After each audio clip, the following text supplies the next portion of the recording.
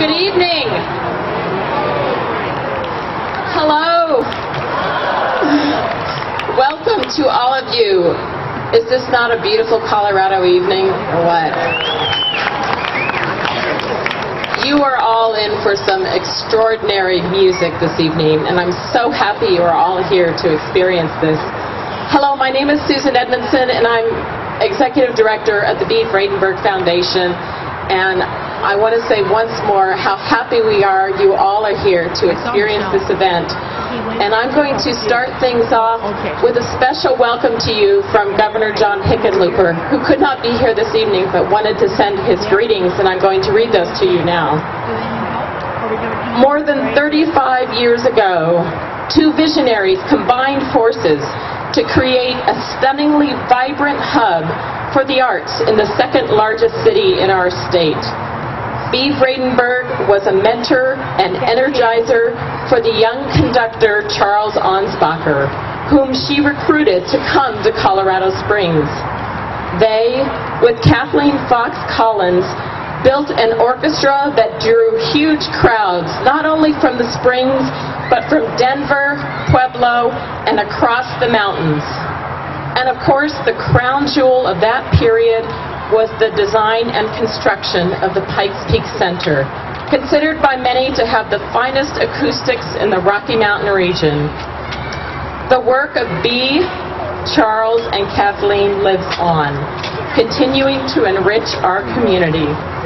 The B. Vredenberg Foundation has become a pillar in the support of arts institutions throughout the city.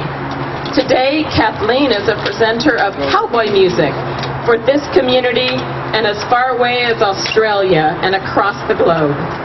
And after Charles chaired the Colorado Council on the Arts and Humanities, he left a permanent imprint by integrating artistic features throughout the new Denver International Airport. As governor, I'm aware of what it takes to help a community thrive. There is no substitute for visionary leadership, the kind of leadership we honor today. And with that, I'm very pleased to introduce to you my friend and mentor and a founding board member of the B. Vredenberg Foundation, Kathleen Fox Collins.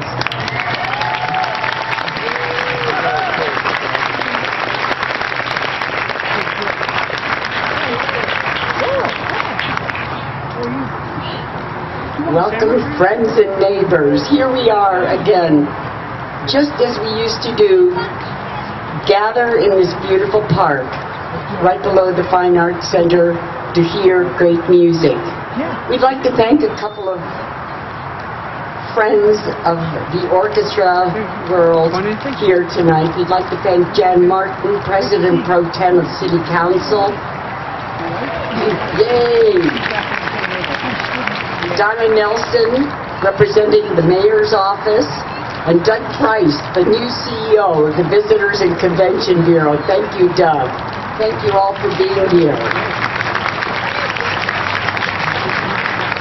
We might be lucky enough to welcome Joseph Cavalier Dominic, the new music director and conductor of the Colorado Springs Philharmonic. As we speak, his plane should be landing from Barcelona, and so we welcome him in absentia, but know that he might be here actually tonight to enjoy the wonderful music of the Chamber Orchestra.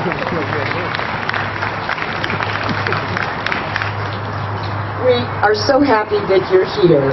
This evening celebrates and honors the deep friendship of two people who believed in the power of music to create community. B. and Charles together, I am forever grateful to them because they have given me a life in music, and my great honor is to work in the service of music so that we can just have a much better life because of orchestral music. So I thank them forever for doing that. We're deeply grateful to Charles's wife, Ambassador Swanee Hunt, as well as all of his kids, his grandchildren. They're all here tonight, and even his brother Ted, who traveled here from White Plains, New York, with his wife Barbara. We welcome you to Colorado Springs once again. Thank you.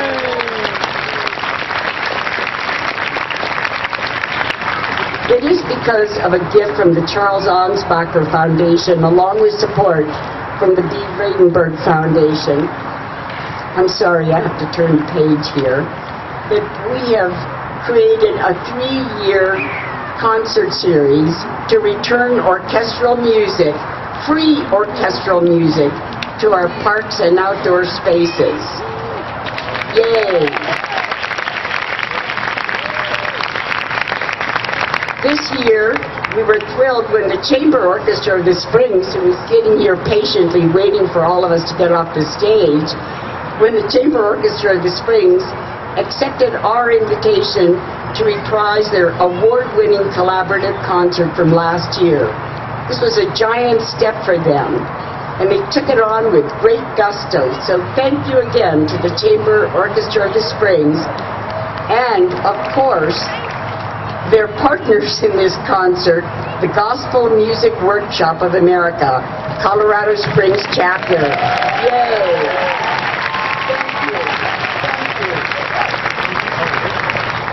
And we'd also like to say thank you to Sam Gackmeyer and all of our friends at the Colorado Springs Fine Arts Center, who, when approached to help with this great event, jumped in with gusto also and said, of course. So thank you very much. And now I'd like to introduce our friend, our wonderful friend, Swanee Hunt. Thank you. Well, you know, what I discovered is that when Charles and I got together in 85, 86, and he then moved to Denver, I discovered that I could take Charles out of Colorado Springs. I couldn't take the Colorado Springs out of Charles. And so here you are, this fabulous tradition that he was so committed to of concerts in the park. He actually, you may not know, he actually instituted that then in Boston. And last week was the last of the summer season. The week before, or the year before, he conducted 11 days before he died. He couldn't even sit up in a car, but he managed to stand up and conduct that overture and that encore, because he so believed in this music in the park. Last week I was told there were 11,000 people there for the concerts, packed in alongside the Charles River. So I want to tell you all that the tradition that he began here is continuing there. And not only that, do you know who the new conductor is of his orchestra, the Boston Landmarks Orchestra? It's Chris Wilkins. Isn't that great? So Chris followed Charles here, and now he's followed him there. So I wanted to give you that news. And the other thing I wanted to tell you is when we think about Bea and Charles, and we think about Kathleen and Charles, Charles almost never said I when he was talking about his 20 years in Colorado Springs. He always said we. And that meant you, and that meant the trio of Bea, Kathleen, and Charles. Thank you.